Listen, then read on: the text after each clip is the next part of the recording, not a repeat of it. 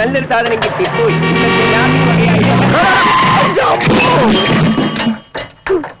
ജോലി ഉണ്ടാക്കിയോടോ? ആക്രി മരമാക്രി. തനിക്ക് ചാവ ഇൻഷുറൻസ് ഉള്ള വണ്ടി ഒന്നും കിട്ടിയില്ലടോ. അത് ശരി, വണ്ടി ഒന്ന് കയറ്റിട്ട് ഇൻഷൂർ ചെയ്യാൻ നോക്കണം. താൻ എവിടെ നോക്കിയാണ് വണ്ടി ഓടിക്കണത്? ഞാൻ റോഡ് നോക്കി തന്നെ വണ്ടി ഓടിക്കുന്നത്. അല്ലെങ്കിൽ മുതലാളിമാരുടെ വണ്ടി കൊണ്ട് കയറ്റിയിട്ട് കാശ് പിടിക്കുന്ന പണി ചെലവന്മാർക്കുണ്ട്. കാലം നകത്തി അതിന്റെ ഇടയിൽ കൂടെ സൈക്കിൾ ഓടിക്കവന്മാര്. ഞാനാടാ പുല്ലേ സൈക്കിൾ ജാക്സണോ? തെണ്ടിത്തരം കാണിച്ചിട്ട് തെരുവ് പറ്റിയ പോലെ കുറയ്ക്കുന്നതാ പട്ടി. കേട്ടോ, മുതലാളിയുടെ ഇഷ്ട ജന്തുവിന്റെ പേര് ഇയാൾ എന്നെ വിളിച്ചു. നമ്മളെക്കാൾ നന്ദിയും സ്നേഹമുള്ള ജീവികളാണ് അവറ്റകൾ. ഓവനകുട്ട, പട്ടിയിൽ നിന്ന് ഇയാൾ വിളിച്ചതിന് ഇയാൾക്കൊരു ഷേക്ക് ഹാൻഡ് കൊടുക്കും. നമ്മളൊക്കെ മനുഷ്യരല്ലേ, പട്ടിയുടെ ബുദ്ധിയിലും കാണിക്കണ്ടേ? പ്ലീസ് കൊടുക്കൂ ഷേക്ക് ഹാൻഡ്. പണ്ടാരുടെ ന്യൂമാർക്ക് ഭ്രാന്തട്ടാണ്.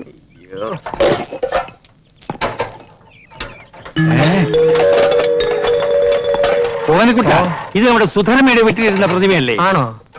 അതെ, ആനന്റെ തന്നെ. അതല്ലെന്ന്, നേരാണോന്ന് ഒന്ന് കണ്ടോട്ടെ. ശരിയാ മുതലാളി, യാതൊരു സംശയം വേണ്ട. ഇതാ നമ്പ്യാർ സാറിന്റെ വീട്ടിലെ ഷോക്കേസിൽ ഇരുന്ന പ്രതിമയാ മൊട്ടത്തലേൻ.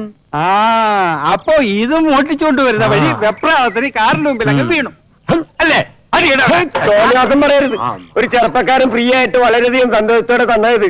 സംശയം ഉണ്ടെങ്കിൽ എന്നോട് വാ, ഞാൻ കാണിച്ചു തരാം. ഒരു സംശയമില്ല, ഓട്ടിച്ച് തന്നെ. ഓമനക്കുട്ട, ഇടുക്കിട പ്രതിമ കൊടുക്കിടാരി.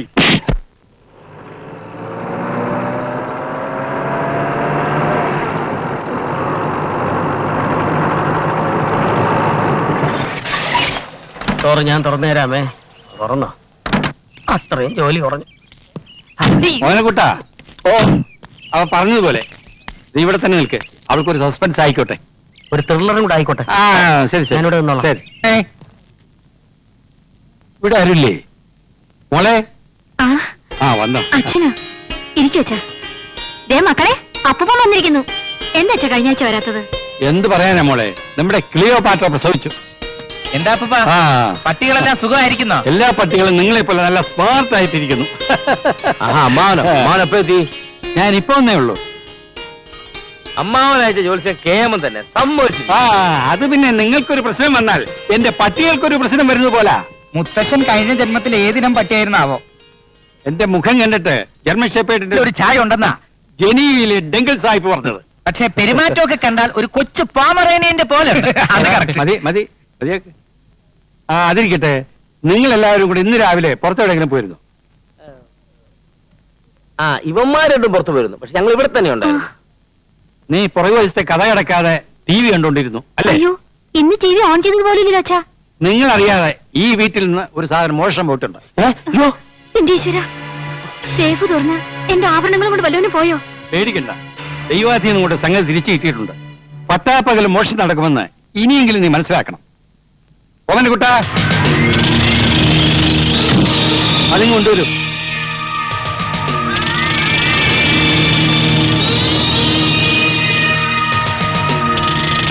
അയ്യോ എന്റെ അമ്മേ,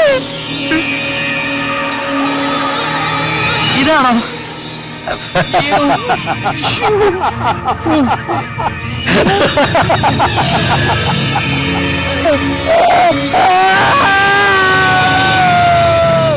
സ്വന്തം അച്ഛൻ ഒരു മകൾക്ക് ഇത്രയും ചീത്ത പറയാൻ ഒക്കുമോ ഓമനക്കുട്ട? പക്ഷെ നമ്പ്യാർ ഒരക്ഷരം മിണ്ടിയില്ല കേട്ടോ. ബോധം തെളിഞ്ഞാലല്ലേ മിണ്ടാൻ പറ്റൂ. തെളിയുന്നതിന് മുമ്പ് മുതലാളി വിളിക്കിറങ്ങിയത് നന്നായി. ഈ സാധനം ഇത്ര കുറ്റം കെട്ടതാണെന്ന് ഞാൻ അറിഞ്ഞു. അവര് പറഞ്ഞ കഥകൾ വെച്ച് നോക്കുമ്പോ സാറിനെ ചീത്ത മാത്രം പറഞ്ഞാ പോരാ. ആ കൊച്ചുമോൻ പ്രദീപ് അപ്പൂപ്പനായതുകൊണ്ട് മാത്രമാണ് പിടിച്ച് കശക്കാതെ വിട്ടത്. ആക്രിയുടെ കയ്യിൽ നിന്ന് ഞാൻ പ്രതിമ വാങ്ങിച്ചപ്പോ നീ എന്റെ മുഖം ശ്രദ്ധിച്ചോ? പിന്നെ ശ്രദ്ധിച്ചു. സന്തോഷം കൊണ്ട് സാറിന്റെ മുഖം ബുൾഡോഗിനെ പോലിരുന്നു. അതാ മുഖഭാവം മാറിയത്. അനർത്ഥങ്ങൾ പലതും ഉണ്ടാവും. ഇത് ഒഴിവാക്കാതെ ഞാൻ ഇനി വീട്ടിലേക്കില്ല.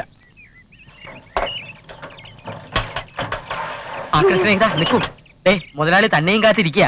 ഞങ്ങളോട് ക്ഷമിക്കണം. ഇത് നിങ്ങൾക്ക് ഫ്രീ ആയിട്ട് തന്നതാണെന്ന് ഞങ്ങൾക്ക് മനസ്സിലായി. ഇത് നിറഞ്ഞ മനസ്സോടെ സന്തോഷത്തോടെ ഞങ്ങളോടൊരു വിരോധവും തോന്നാതെ തിരികെ മേടിക്കണം. ഇനി ഈ സാധനം കണ്ട് എനിക്ക് സന്തോഷമല്ല തോന്നുന്നത്, കലിയ വരുന്നത്. ഇത് കാരണം ഒന്നും രണ്ടും തല്ലല്ല ഞാൻ കൊണ്ടത്. എന്റെ പൊന്നു സാറന്മാര് എന്നെ വെറുതെ ഇട്ടേക്ക്. അങ്ങനെ പറയരുത് സഹോദര. ഞങ്ങൾ ചെയ്തതിന്റെ പ്രായശ്ചിത്തം ചെയ്യാൻ അങ്ങ് ഞങ്ങൾ അനുവദിക്കണം. അതിനുള്ള പ്രായശ്ചിത്തം ഞാൻ നിങ്ങൾക്ക് തരാം.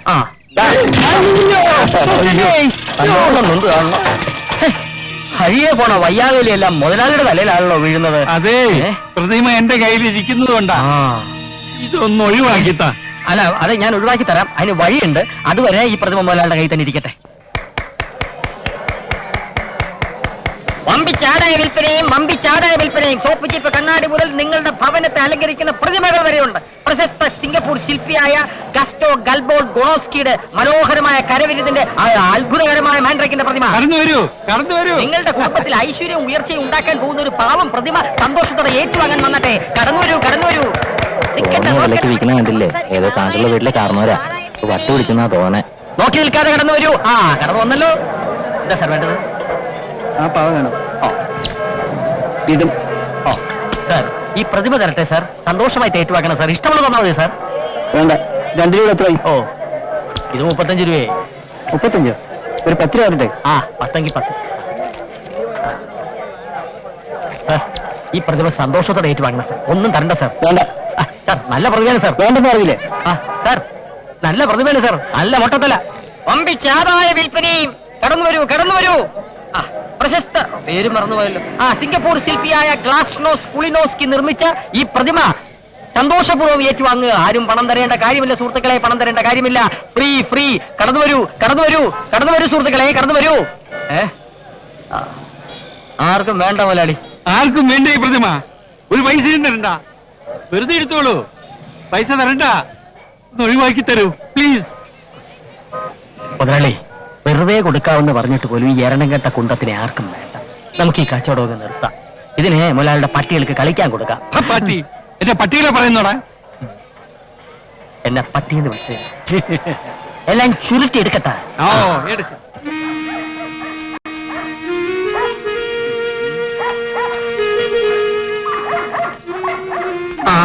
മുതലാളി, മുട്ടയടിച്ച ഒരു ഒഴിയാ ബാധയെ മൊത്തമായിട്ടും ചില്ലറയായിട്ടും കൊടുക്കാനുണ്ടെന്ന് നമുക്ക് പത്രത്തിലൊരു പരസ്യം കൊടുത്താലോ?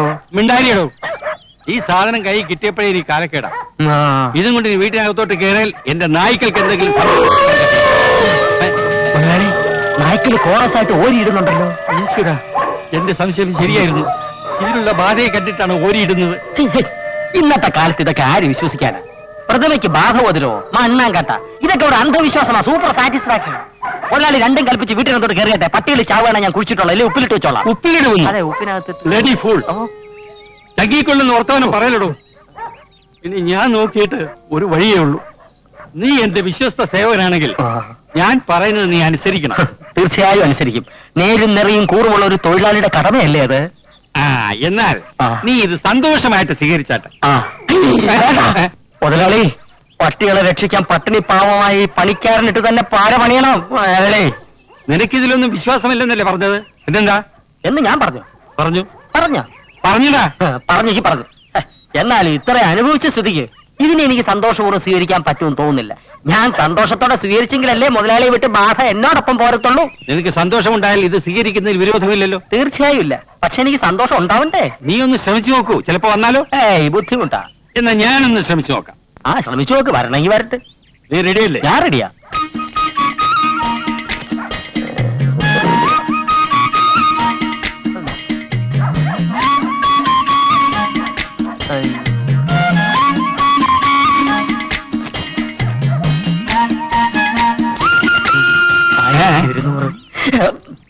പണം ഒരു പിശാചാണെന്ന് പറയുന്ന ഇതുകൊണ്ടാ. ഹരിതാത്തതൊക്കെ ചെയ്യിക്കാൻ അതിന് വിരുത് കൂടും. റഷ്യയിൽ ആരോ പറഞ്ഞതുപോലെ മുതലാളിയുടെ സന്തോഷമാണ് തൊഴിലാളിയുടെ സന്തോഷം. ഇനിയിപ്പൊ ഇവിടെ ഈ വാടക വീട്ടിൽ ഒറ്റത്തടിയായി കഴിയുന്ന എന്റെ സന്തോഷം ദുഃഖമായാലെന്ത്? പിന്നെ ഭാര്യ, അവക്ക് ജീവിക്കാനുള്ളതുണ്ട്. നിനക്കും ഭാര്യയ്ക്കും ഒന്നും സംഭവിക്കില്ല. ഇനി അഥവാ എന്തെങ്കിലും സംഭവിച്ചാൽ നിനക്ക് ഞാനുണ്ട്, എന്റെ പണമുണ്ട്, എന്റെ സ്വാധീനമുണ്ട്. ഇതൊക്കെ വെറും അന്ധവിശ്വാസമാണെന്ന് ഈ ഓമനക്കുട്ടൻ തെളിയിക്കും മുതലാളി. നീ ഇതും പിടിച്ചോണ്ട് ഇവിടെ നിന്ന് തെളിയിക്കാൻ ശ്രമിക്കണ്ട. വീട്ടിൽ പോയിക്കോ. ശരി, ചത്താ ഞാൻ നാളെ വരാം. അല്ല, ചത്തില്ലെങ്കിൽ ഞാൻ നാളെ വരാം. അയ്യോ, നാളെ വരണ്ട, മറ്റൊന്നും വരണ്ട. ഇപ്പൊ ബാധ നിന്റെ കൂടെയാ. ഇനി നീ ഓടിക്കുന്ന വണ്ടി ആക്സിഡന്റ് ആവും. ഞാൻ ഇനി വേറെ ഡ്രൈവർ വെച്ചോളാം. അപ്പൊ മുതലാളി എനിക്ക് പണം തന്നെ സന്തോഷിപ്പിച്ചത്? തന്ന പണം പിരിഞ്ഞു പോകാൻ അലവൻസ്. ഇത് ചതിയാണ്, കൊടും ചതി. മുതലാളിയെ രക്ഷിക്കാൻ വേണ്ടി ശ്രമിച്ച എന്നോട് ഇത് വേണ്ടായിരുന്നു. നിന്റെ ഇന്ന് മറ്റാരെങ്കിലും സന്തോഷപൂർവ്വം ഇത് സ്വീകരിച്ചു എന്ന് എനിക്ക് ബോധ്യപ്പെട്ട് കഴിഞ്ഞാൽ പിറ്റേന്ന് മുതൽ നീ ജോലിക്ക് വന്നോളൂ. എനിക്കൊരു വിരോധമില്ല. എന്റെ പട്ടി വരും. എന്നാൽ നിന്നേക്കാൾ സ്നേഹത്തോടെ ഞാൻ അതിനെ വളർത്തും. മുതലാളി ആലോചിച്ചിട്ടാണ് പറയുന്നത്. അതെ, ഓ ആലോചിച്ചിട്ട് എന്നാ പറയുന്നത് സത്യമാണോ? ഈ മാരണം കൈ വന്നതോടുകൂടി എന്റെ പണി തീർന്നു. ദൈവമേ, വിശ്വസിക്കാനും വയ്യ, വിശ്വസിക്കാതിരിക്കാനും വയ്യ. എന്തെങ്കിലും ഒരു പോംവഴി കാണണം. എന്ത് പോംവഴി?